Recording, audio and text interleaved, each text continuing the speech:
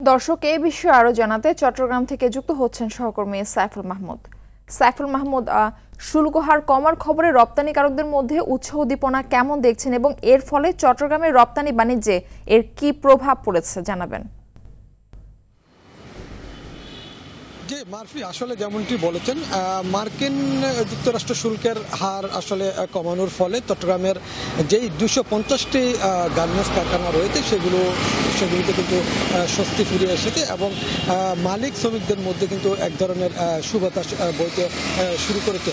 বিশেষ করে শুল্ক মার্কিন যুক্তরাষ্ট্র যখন আসলে শুল্ক 35% নির্ধারণ করেছিল তখন থেকে কিন্তু বিভিন্ন বায়াররা যেই কাজের অর্ডার দিয়েছিল সেগুলো কিন্তু তারা স্থগিত রেখেছিল এবং এরপর শুল্ক যখন কমিয়েছেন এরপরেই কিন্তু যুক্তরাষ্ট্রের বায়ারদের মধ্যে আসলে কিছুটা স্বস্তি ফিরেছে এবং তাছাড়া নতুন শুল্কের হারও নির্ধারণ হয়েছে চীন ও ভারতের তুলনায় অনেকটা কম, যা মার্কিন বাজারে বাংলাদেশকে আরও কিন্তু প্রতিযোগী করে তুলছে বলে জানিয়েছেন এখানকার যারা রপ্তানিকারক আছে তারা।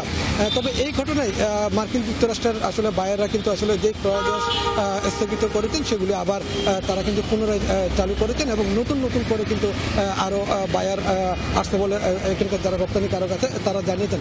আরেকটা বিষয় হচ্ছে যে যেহেতু চীন এবং ভারতের তুলনায় আমাদের শুল্কের হার অনেকটা কম, সেজন্য কিন্তু ভারত এবং চীন থেকে অনেক বায়াররা কিন্তু বাংলাদেশের রপ্তানিকারকদের সাথে যোগাযোগ করতে শুরু করেছেন এবং বিশেষ করে মার্কিন যুক্তরাষ্ট্রে যে $840 কোটি রপ্তানি হয়ে থাকে তার মধ্যে প্রায় 50%ই কিন্তু চট্টগ্রাম থেকে গিয়ে থাকে বলে জানিয়েছেন এখানকার রপ্তানিকারকরা। সেই হিসেবে আমেরিকার বায়াররা কিন্তু আসলে শুধুমাত্র চট্টগ্রামে যোগাযোগ করছেন এই মুহূর্তে এবং বেশ কিছু রপ্তানিকারক আমাদেরকে জানিয়েছেন তাদের সাথে ইতিমধ্যে নতুন করে অর্ডার নেওয়া হচ্ছে এবং তাদেরকে বিভিন্ন ধরনের ডিজাইন দেওয়া হচ্ছে কি পরিমাণ পোশাক আসবে এবং সেটা ডিজাইন দিচ্ছে। এবং আরেকটা বিষয় জানিয়ে রাখি সেটি হচ্ছে যে অনেক রপ্তানিকারক বলেছেন যে সামনে যে শীতকাল আছে সেই শীতকাল উপলক্ষে তারা বেশ কিছু পণ্যের নতুন অর্ডার ইতিমধ্যে পেয়েছে।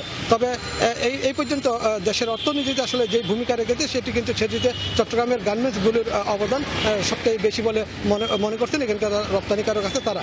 এই ছিল আমার কাছে সর্বশেষ সংবাদ। সাইফুল মাহমুদ, আপনাকে অসংখ্য ধন্যবাদ।